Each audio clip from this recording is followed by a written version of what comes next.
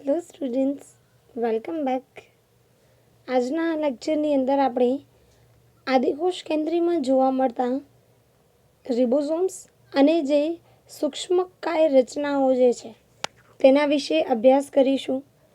તો સૌપ્રથમ આપણે રિબોઝોમ્સ વિશે જોઈએ. તો રિબોઝોમ્સ એ એકમાત્ર એવી અંગિકા છે જે આદિકોષ કેન્દ્રી અને સુકોષ કેન્દ્રી બંને સજીવોમાં જોવા મળે છે. હવે આપણે માત્ર આદિકોષ કેન્દ્રીમાં જે રિબોઝોમ્સ જોવા મળે છે તેની વિશેષતા જોઈએ તો તેનું કદ એ લગભગ 20 નેનોમીટરની આસપાસ હોય છે અને તેઓ મુખ્યત્વે ઘટકણો સ્વરૂપે અથવા જે કોષનું કોષરસ સ્તર છે કે જે સૌથી અંદરનું સ્તર છે તેની સાથે સંકળાયેલા હોય છે. આદિકોષ કેન્દ્રીના જે રિબોઝોમ્સ છે તેની મુખ્ય વિશેષતા છે કે તેઓ 70S પ્રકારના હોય છે. અહીંયા S એ સ્વેટબર્ગ એકમ છે જે રિબોઝોમ્સની ઘનતા માપે છે.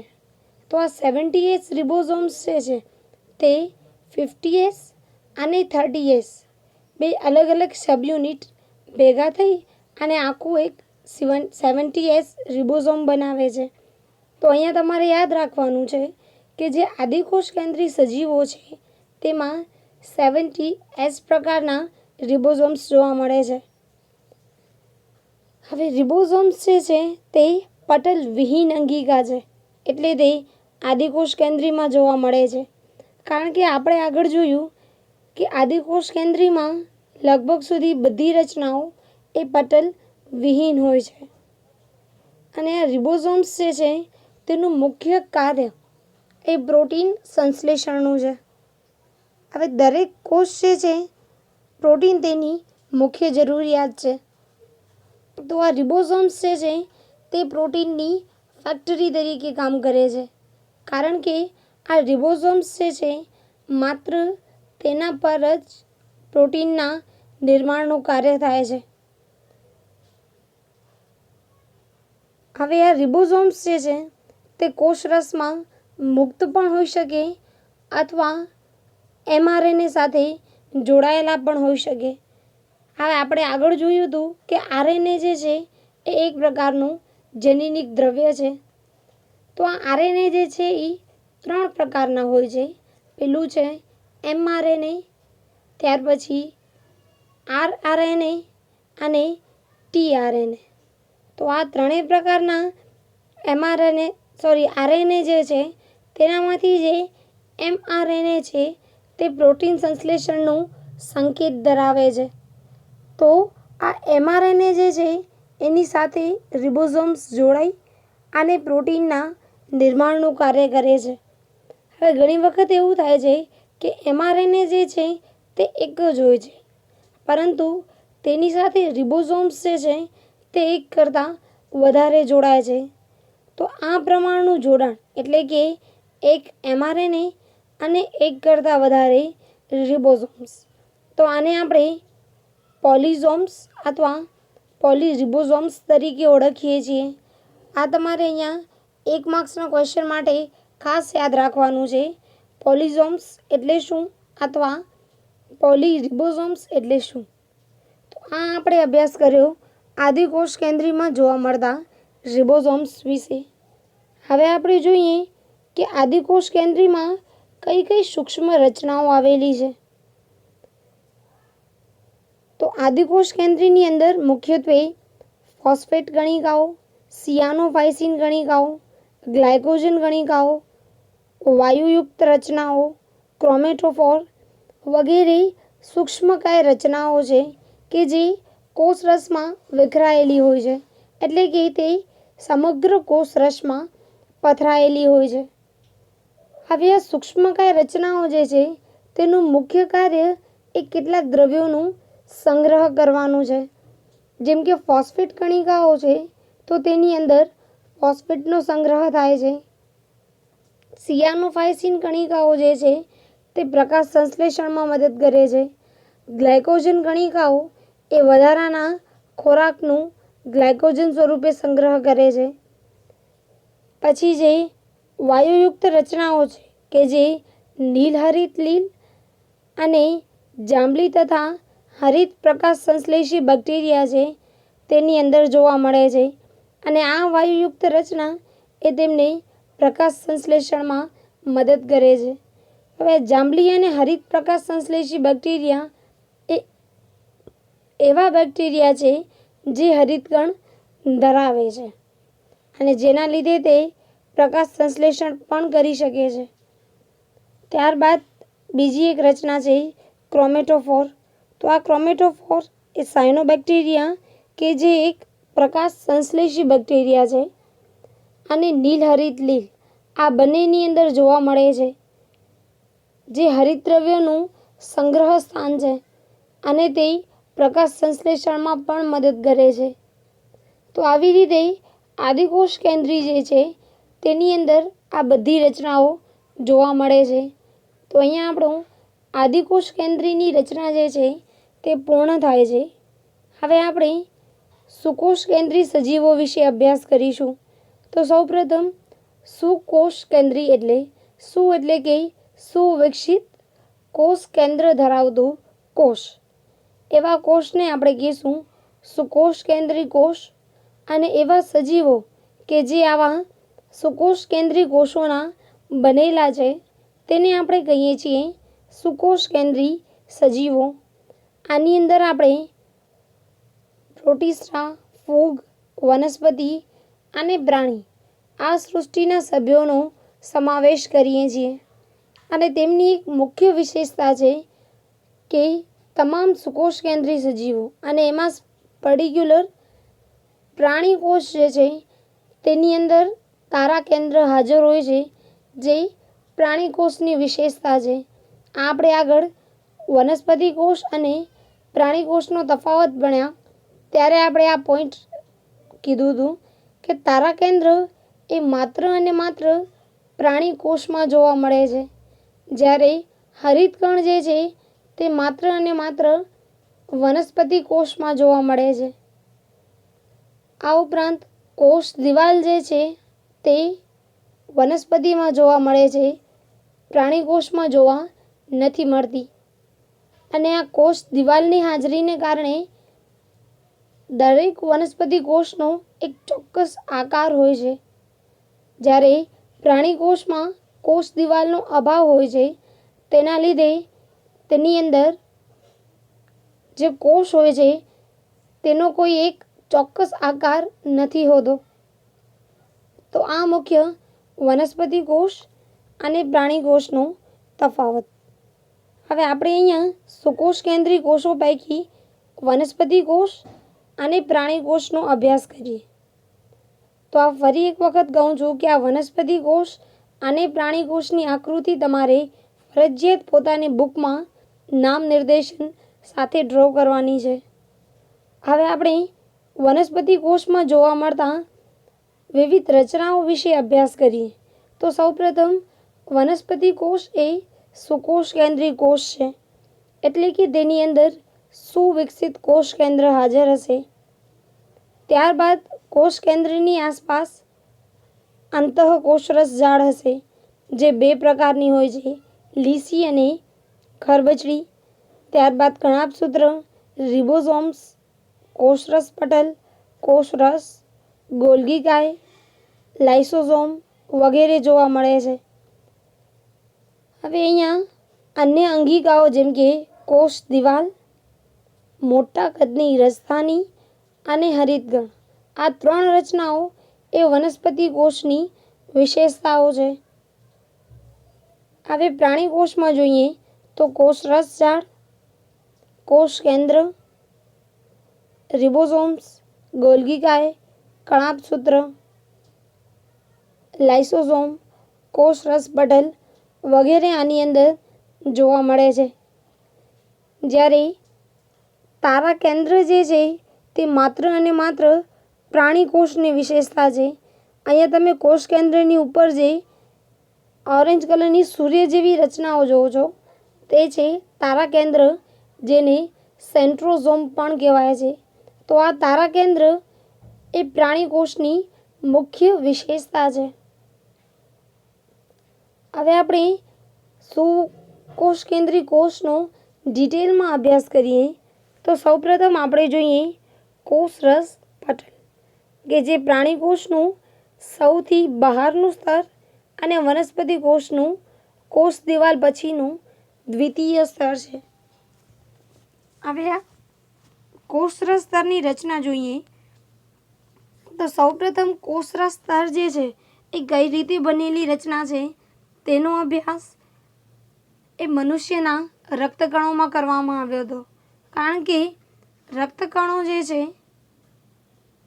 તે પ્રાણી કોષોમાં જોવા મળે છે અને તેનામાં કોષ દિવાલનો અભાવ હોય છે. તો હવે આ કોષરસ સ્તર અથવા કોષરસ પટલ અને તેને સેલ મેમ્બ્રેન પણ કહેવાય છે. તો આ કોષરસ સ્તર એ લિપિડ અને પ્રોટીનની બનેલી રચના છે. તો અહીંયા તમે આકૃતિમાં જે સૌથી આગળના ભાગમાં બે અલગ અલગ સ્તર જોવો છો તે બંને સ્તર એ લિપિડના બનેલા છે. ત્યારબાદ આની વચ્ચે વચ્ચે તમે જે બ્લુ કલરની રચનાઓ જોવો છો જે ક્યાંક ક્યાંક જોવા મળે છે તે છે પ્રોટીન અને તેના સિવાય જે તમે ઉપર વાય આકારની રચનાઓ જોવો છો તે છે કાર્બોદિત એટલે કે શર્કરા. તો કોષરસ પટલની અંદર મુખ્યત્વે લિપિડ, પ્રોટીન અને કાર્બોદિત આ ત્રણ દ્રવ્યો આવેલા હોય છે.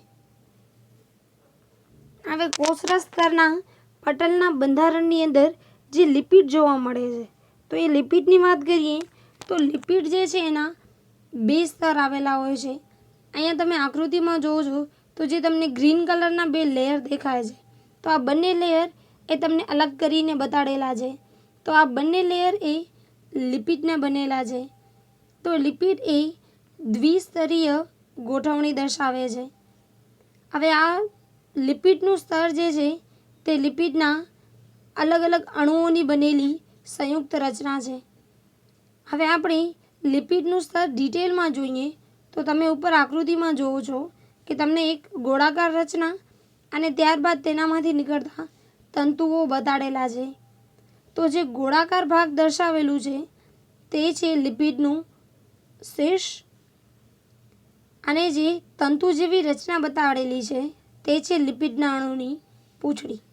તો હવે અહીંયા આપણે શીર્ષ પ્રદેશની વાત કરીએ તો શીર્ષ પ્રદેશ જે છે તે ધ્રુવીય હોય છે અને જલાનુરાગી હોય છે.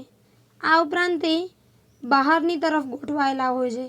આપણે જે દ્વિસ્તરીય રચના જોઈએ છીએ તો એનામાં ઉપર અને નીચે જે છે તે માત્ર લિપિડના અણુઓનું શીર્ષ હોય છે અને તેની વચ્ચે પૂંછડી આવેલી હોય છે. તો આ આકૃતિમાં તમે જોવો છો ઉપર જે તમને રાઉન્ડ કલરની રચનાઓ આપેલી છે બધી તે છે લિપિડના અણુનું શીર્ષ અને ત્યારબાદ જે ગ્રીન કલરના તાંતણા જેવી વચ્ચે રચના આપેલી છે તે છે પૂંછડીનો પ્રદેશ.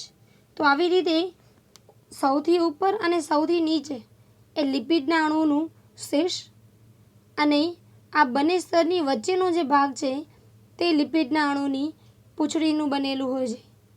હવે અહીંયા શીર્ષ પ્રદેશ જે છે તે જલાનુરાગી છે એટલે કે પાણી પ્રત્યે આકર્ષણ ધરાવે છે જેને હાઇડ્રોફિલિક પણ કહેવાય છે.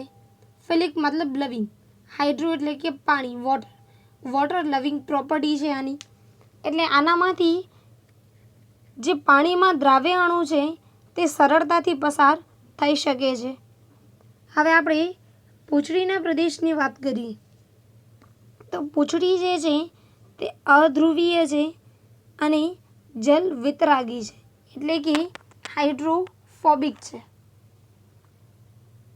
તે પાણી પ્રત્યે કોઈ પણ પ્રકારનું આકર્ષણ નથી ધરાવતા અને તે લિપિડના દ્વિસ્તરીય જે રચના છે તેમાં અંદરની તરફ જોવા મળે છે. તો હવે આ પૂંછડી જે છે તે જલ વિતરાગી છે જેના પરિણામે પાણી અને જે પાણીમાં દ્રાવ્ય પદાર્થો છે તે તેનામાંથી પસાર નથી થઈ શકતા. તો આ આપણે જોયું કે કોષરસ પટલમાં લિપિડ જે છે તે કઈ રીતે ગોઠવાયેલું હોય છે. હવે આપણે કોષરસ પટલના બંધારણમાં જોવા મળતા પ્રોટીન વિશે વાત કરીએ તો પ્રોટીન જે છે તે એમિનો એસિડની બનેલી રચના છે. એટલે કે ઘણા બધા એમિનો એસિડ્સ ભેગા થઈ અને પ્રોટીન બનાવે છે. એટલે કે આપણું પ્રોટીન જે છે તે એમિનો એસિડનો એક પોલિમર છે અને એમિનો એસિડ એ તેના મોનોમર છે. તો હવે કોષરસ પટલમાં બે પ્રકારના પ્રોટીન્સ જોવા મળે છે. એક છે અંતર્ગત પ્રોટીન અને બીજું છે બહિર્ગત પ્રોટીન. હવે અંતર્ગત પ્રોટીન એટલે કે અંદરની તરફ આવેલા પ્રોટીન. હવે અહીંયા તમે બાજુમાં જે આકૃતિ જોવો છો તો એનામાં જે બ્લુ કલરની રચનાઓ આપેલી છે એમાં તમે ધ્યાનથી જોશો તો જે અંતર્ગત પ્રોટીન છે તે કોષરસમાં કાં તો અડધે સુધી અથવા સમગ્ર કોષરસ પટલની અંદર ખૂંપેલા છે. તો આવા પ્રોટીન કે જે અંદરની સાઈડ ખૂંપેલા છે તેમને આપણે અંતર્ગત પ્રોટીન કહીએ છીએ. અને બીજો પ્રકાર છે બહિર્ગત પ્રોટીન અથવા પરિઘીય પ્રોટીન. તો જે કોષરસ પટલની બહારની સપાટી પર આવેલા છે તેને આપણે બહિર્ગત પ્રોટીન અથવા પરિઘીય પ્રોટીન કહીએ છીએ. તો અહીંયા તમે આકૃતિમાં જોવો છો તો જે કોષરસ પટલની સપાટી પર આવેલ પ્રોટીન છે તેને આપણે કહીએ છીએ પરિઘીય પ્રોટીન. હવે આ કોષરસ પટલ જે છે તેનું બંધારણ સમજવા માટે ઘણા બધા વૈજ્ઞાનિકો દ્વારા પ્રયાસ કરવામાં આવ્યો, પરંતુ તે બધા બંધારણો એ સર્વ સ્વીકૃત નથી. હવે કોષરસ પટલ જે છે તેનું સર્વ સ્વીકૃત બંધારણ એટલે કે બધાને માન્ય હોય તેવું બંધારણ એ સિંગર અને નિકોલસન દ્વારા આપવામાં આવ્યું, જેને આપણે ફ્લુઇક મોઝેઇક મોડેલ અથવા તો સેન્ડવિચ મોડેલ તરીકે ઓળખીએ છીએ. હવે આ ફ્લુઇક મોઝેઇક મોડેલ અથવા સેન્ડવિચ મોડેલ અનુસાર લિપિડ જે છે તે દ્વિસ્તરીય રચના છે અને આ જે દ્વિસ્તરીય આવરણ છે તે અર્ધ તરલ છે. એટલે કે તેનામાં થોડી ઘણી તરલતા હોય છે અને તેની અંદર જે પ્રોટીન આવેલા છે તે પ્રોટીન એ ગતિ કરી શકે છે, કારણ કે આ પ્રોટીન એ કોષની બહાર જે દ્રવ્યો રહેલા છે તેને બહારથી અંદર લઈ આવે છે અને આ ઉપરાંત જે અંદર દ્રવ્યો રહેલા છે જેમનો બહાર નિકાલ જરૂરી છે તેના માટે પણ આ પ્રોટીન જે છે તે ખૂબ જ અગત્યના છે. તો લિપિડ જે છે તે ક્રિયાત્મક રીતે ગતિશીલ હોય છે અને એના કારણે જ આપણે જ્યારે આપણા શરીરના કોઈ પણ ભાગને દબાવીએ છીએ તો એની સાથે સાથે જ જે કોષરસ પટલ જે છે તે પણ દબાય છે, પરંતુ તેના પરથી આપણે પાછું દબાણ હટાવી લઈએ તો તે તેના મૂળ આકારની અંદર પાછો આવી જાય છે. જેમ કે તમે તમારો હાથ પકડો અને એને થોડુંક દબાવો તો એ શરૂઆતમાં દબાશે, પણ ક્યાં સુધી? તમે જ્યાં સુધી એને દબાવેલું રાખશો ત્યાં સુધી. અને જેવું તમે એના પરથી દબાણ એટલે કે તમારો હાથ પાછો લઈ લેશો તો તેનું મૂળ આકાર જે છે એ પાછો આવી જશે. તો તેની આ લાક્ષણિકતા એ મુખ્યત્વે કોષ દિવાલની ગેરહાજરી અને કોષરસ પટલની હાજરી તેના લીધે હોય છે. હવે આ ફ્લુઇક મોઝેઇક મોડેલ પ્રમાણે પ્રોટીન જે છે તે બે પ્રકારના છે કે જે કોષરસ પટલના બંધારણમાં આવેલા છે. આપણે આગળ જોયું તેમ એક છે બહિર્ગત પ્રોટીન એટલે કે બહારની તરફ ગોઠવાયેલા પ્રોટીન. હવે આ પ્રોટીન જે છે તે શિથિલ અને ઉપર છેલ્લી ગોઠવણી દર્શાવે છે, એટલે કે તેઓ ઉપર જ આવેલા હોય છે અને આવા પ્રોટીન્સ જે છે તેને આપણે ઇઝીલી કોષરસ પટલમાંથી બહાર કાઢી શકીએ છીએ. અને બીજો પ્રોટીન છે અંતર્ગત પ્રોટીન એટલે કે અંદરની તરફ આવેલા પ્રોટીન. હવે જે પ્રોટીન અંદરની તરફ આવેલા છે તેમને એટલા ઇઝીલી આપણે નથી કાઢી શકતા. હવે કેટલાક પ્રોટીન્સ જે છે તે આખા કોષરસ પટલની અંદર આવેલા હોય છે અને કેટલાક એ લિપિડના પહેલા સ્તરમાંથી પસાર થઈ અને છેક બીજા સ્તર સુધી ખૂંપેલા હોય છે. અને આ બંને પ્રોટીન, અંતર્ગત પ્રોટીન અને બહિર્ગત પ્રોટીન, એ બધા જ દ્રવ્યોનું કોષની અંદર અથવા બહાર જે છે તે જવાનું નિયમન કરે છે. તો અહીંયા તમે આખી કોષરસ પટલની રચના જોઈ શકો છો. આની અંદર સૌપ્રથમ જે યલો કલરના તમને થર્મોકોલ બોલ્સ જેવી રચના દેખાય છે તે છે લિપિડના શીર્ષ પ્રદેશ. ત્યારબાદ આનામાં જે તમે બ્લેક કલરની દોરી જેવી રચનાઓ જોવો છો તે છે લિપિડની પૂંછડી. તો અહીંયા ઉપર અને નીચે બંનેની તરફ લિપિડનું અણુ આવેલું છે અને આની વચ્ચે ક્યાંક ક્યાંક જે તમે બ્લુ કલરની રચનાઓ જોવો છો તે છે પ્રોટીન. તો આ પરિણામે લિપિડના બે સ્તર અને વચ્ચે ક્યાંક ક્યાંક પ્રોટીનની હાજરી, આના કારણે આ મોડેલને સેન્ડવિચ મોડેલ કહેવાય છે. તો આ પ્રમાણે કોષરસ પટલ જે છે તે લિપિડની દ્વિસ્તરીય રચના છે, જેનામાં અંતર્ગત અને બહિર્ગત પ્રોટીન, આ ઉપરાંત કેટલીક શર્કરાઓ પણ આવેલી હોય છે. તો આવી રીતે આ લિપિડ, પ્રોટીન અને કાર્બોદિત એ બધા ભેગા મળી અને કોષરસ પટલની રચના બનાવે છે. તો આ આજના લેક્ચરની અંદર આપણે કોષરસ પટલનું બંધારણ અને ફ્લુઇડ મોઝેક મોડેલ વિશે અભ્યાસ કર્યો. આ આજનું તમારું હોમવર્ક.